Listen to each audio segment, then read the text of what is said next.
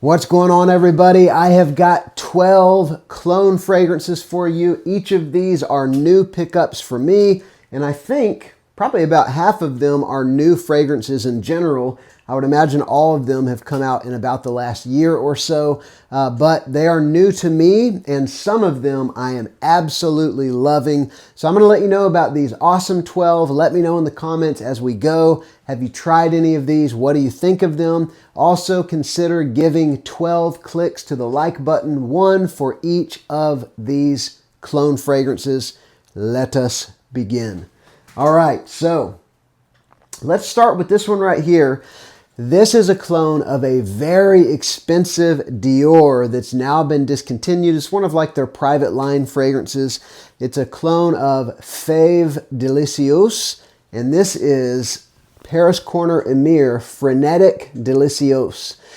And this is it's gourmand through and through. It is a powdery fragrance, but you've got some vanilla, you've got some chocolate, you've got some cherry, you've got some tonka bean, you've got some rich, sweet notes. And I will tell you with this one, whenever I first got it, I wasn't super impressed, but I knew that after it sit for a week or two, those sweet gourmand notes were going to come out in a pretty significant way, and they've definitely done that. And so this one, what I get now is powder, cherry, tonka, which I think is where some of that powder is coming from, and a little bit of a chocolatiness as well, perhaps vanilla, but that could just be kind of the chocolate tonka bean working together. But this is a gourmand fragrance, but with that powderiness, this is not a sickly sweet fragrance, but it's a very pleasant, kind of a comforting, cozy sweetness. And so this is a unisex fragrance. I think that a woman could definitely wear this just as easily as a man. If you like sweet fragrances, though, with some gourmand facets, then it's probably not going to be too feminine for you. It's not for me. And so again, this is Amir Frenetic Délicieuse from Paris Corner. Next, we shall go with this one. This is a beast.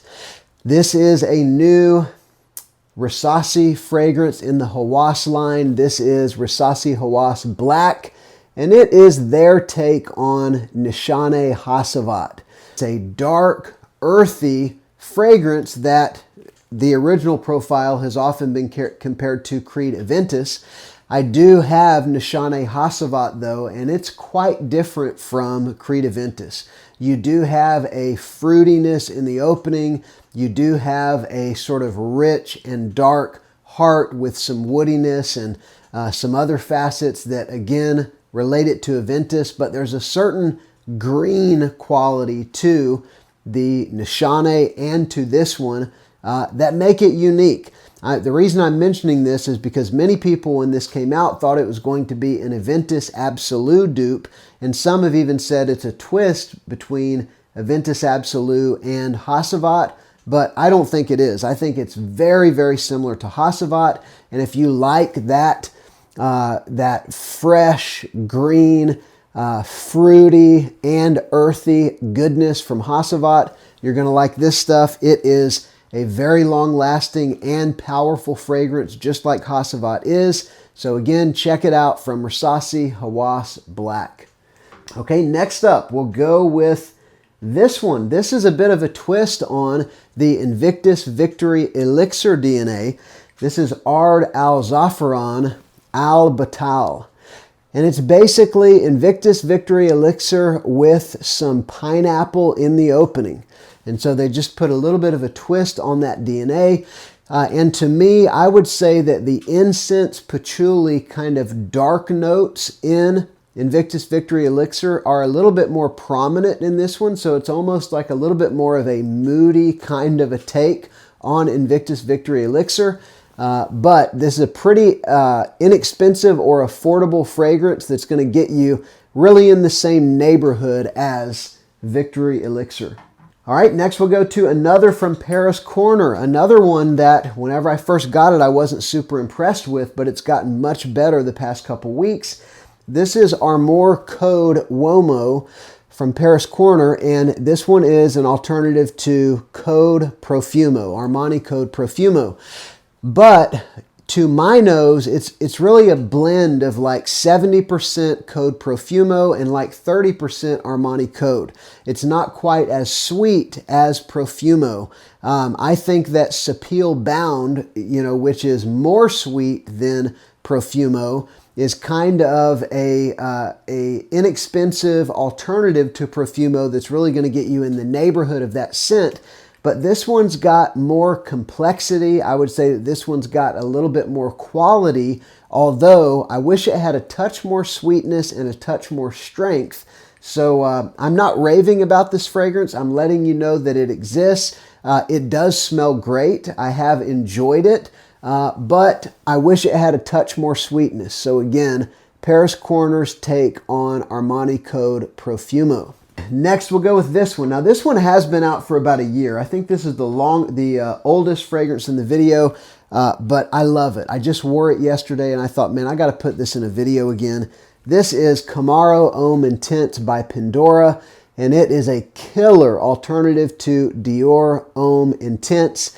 It's just a waxy, makeup bag, lipsticky, iris forward fragrance.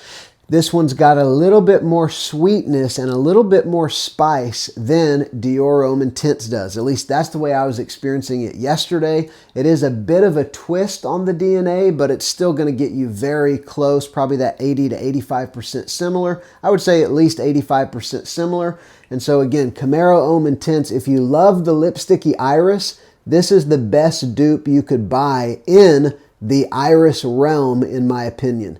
Pandora scents, if you're just looking for that lipsticky iris. Next one that I'll mention, this one is a little bit of a higher end clone fragrance or Middle Eastern fragrance. This one, I think, with a discount code that I have in the description, is it's gonna be under $50 still, but probably more pricey than the others in the video. This one is REEF 33, and it is, I would say, of another level of quality than a lot of the Middle Eastern fragrances that I have, at least the ones that are supposed to be dupes. The presentation is nice. The fragrance itself smells of significant quality. Some people on Fragrantica have compared this one to Imperial Valley by Issa or Gisa, however you say that. I've never smelled Imperial Valley, but I will tell you that fragrance does not have a saffron note, whereas this one has, to my nose, a pretty prominent saffron note. You're going to get some pineapple in the opening and maybe even some pineapple and black currant. And then you've got some distinct saffron. And then you've got some oudiness that is more like a rich woodiness than necessarily a funky oud or something that you would get in a mostly oud forward fragrance. So it's pretty interesting. I like that saffron note, and I like the way it's mixing with the fruitiness. So again, REEF 33. Check it out. I've got a good discount code in the description for this one. Next, this is a fragrance that my opinion has evolved quite a bit on. This is Zoha's Mango Crush, and it is an alternative to God of Fire, which is a mango fragrance that's really been making the rounds, both it and its dupes, in recent months. And what you have in this one is some mango, you've got some red berries, you've got some ginger, giving it a distinctive kind of sparkly kind of spiciness with that mango and some lemon. Then you've also got some musk, some cedar, and some amber. There is an oud note in this fragrance, which I don't really pick up. It probably gives more some texture and some weight to the fragrance. I've never smelled God of Fire, but I can tell you this stuff, initially I thought was unisex leaning feminine, and now that I've worn it a few more times, I would just say it's a unisex fragrance. If you like mango fragrances and those other notes sound good, then you might want to check this out. Excellent quality, as always, from Zoha, Mango Crush. A few others here. We'll go with this one. I was watching another reviewer talking about a dupe of Valentino Uomo Born in Roma Intense, and I thought, oh, I got to buy that. And he held it up and he said, it's Armour Art du Parfum. And so within minutes, I had ordered Armour Art du Parfum. I think Born in Uomo Intense smells great, but I wasn't going to buy the original. It just wasn't, you know, I got a lot of fragrances and I wasn't going to spend retail or even the high price on discounter to get something that's not super unique or interesting to me. It just smells good. So I bought this. I was excited. I got it out. I looked at the bottle and I thought, that doesn't look quite right. It's not as colorful as the one the guy on the video had. It turns out he gave the wrong name. This one is Art du Parfum, but it is an Armour dupe of Sauvage Elixir. It's a more mass-pleasing take on Sauvage Elixir. It is not quite as powerfully aromatic and spicy. It's a little more sweet and a little more tame, and I would say easier to wear. I love Sauvage Elixir, but it's so strong and so powerfully spicy and aromatic that I don't end up wearing that DNA as much as I thought I would, even though I really, really enjoy it. I would say this one's every day, any occasion, you know, minus summer. It's actually really good stuff, and some have complained about performance. On me, it's an 8-hour fragrance, hands down. So I don't have any complaints about performance on this one.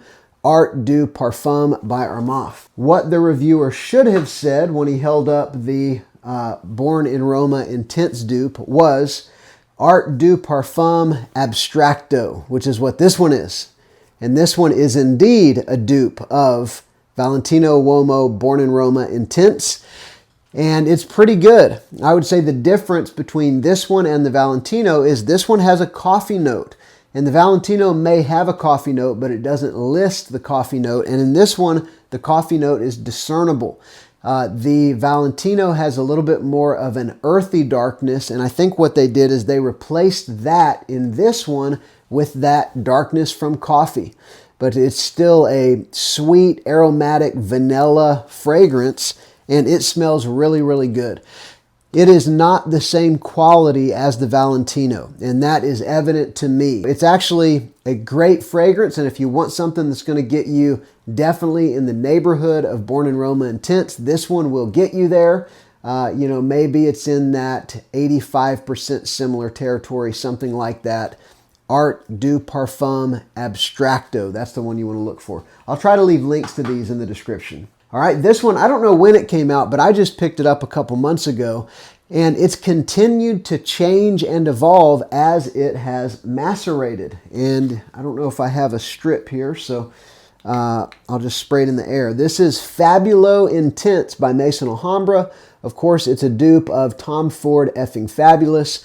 It is a tonka bean leather fragrance with a little bit of an animalic kind of a quality. There is some vanilla in here, although it's not a very sweet fragrance. It's sort of it's a powdery, leathery, complex fragrance that I would say is not for everyone.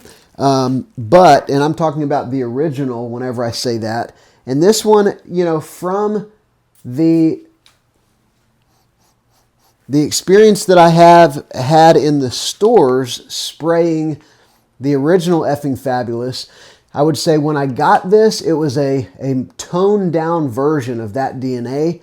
Now that it has sat on the shelf for a couple months, it is much, much closer to the Tom Ford, and it gets pretty good reviews, people saying that it's very similar to the Tom Ford. So again, Fabulo Intense. Definitely a niche profile, but one that does smell pretty good if you like the sound of that, you know, leather, powdery tonka, not overly sweet, also some aromatics in there. It's just interesting. It's a fragrance enthusiast fragrance. Definitely not something mass-pleasing that, you know, Joe Blow off the street's going to love. This is number 12, and this one has been out, I don't know, maybe a year now. But it's a new pickup for me. I had other dupes of Nishane Ani. I love the DNA, but I just didn't need more of that. But I went ahead and got it anyway. I said, what the heck? Everybody says this one is better than the other dupes I have. So I picked up F.A. Paris, which is a part of Fragrance World, Spectre Ghost. And it's gorgeous. If you love vanilla, this is a kind of citrus, fruity, vanilla fragrance that then morphs into a ginger and pepper spicy vanilla fragrance. And this one pretty much does what the niche does. I would say that this one focuses a little bit more on the fruity vanilla side of things than the spicy vanilla side of things, but it's still quite similar to Ani, probably in that 85 to 90% similar range. And it's got great performance, I think great value, and now the price has come down a lot and you can consistently find it in stock. Check it out, F.A. Paris Spectre Ghost.